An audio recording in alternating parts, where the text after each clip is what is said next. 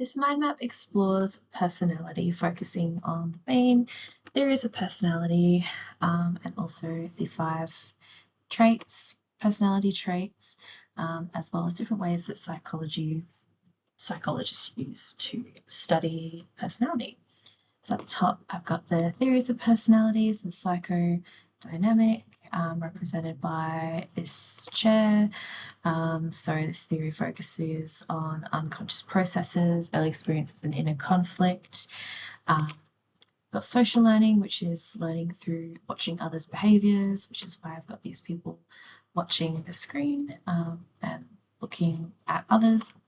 The trait approach, so this is all about identifying stable characteristics that describe how people behave and how they think and how they feel. So this is this checklist image here, measuring personality traits through things like structured tests and questionnaires.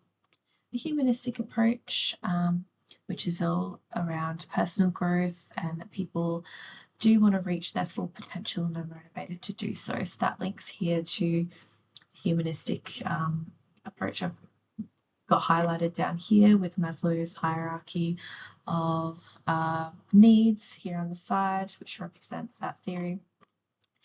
And lastly, biology, which talks about factors like DNA and inherited tendencies may influence personality as represented by this DNA strand here. Down here, I've got an image of a hand to represent the 5 big personality traits, and I've got a bit of an explanation of all of those. And in this middle section, I've got the I included these two approaches to approaches used on the researchers used to understand people in depth. So on the left here, the ideographic focuses on the individual, so in-depth understanding of the individual, which is great for getting rich, detailed information, so like clinical interviews and things like that. And then the nomothetic, which is groups of people and looks for general patterns. That's represented by these 3 people here. So that would be things like surveys, experiments, and personality tests. And then lastly, on this side, I've got 5 different ways that psychologists use to, or researchers use to study personality.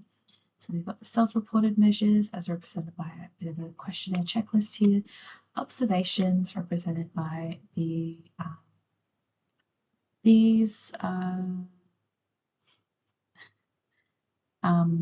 binoculars, and then the interviews, so represented by speech bubbles, biological measures, so brain imaging, looking at brain structures, and then case studies, which are investigations, looking at different findings.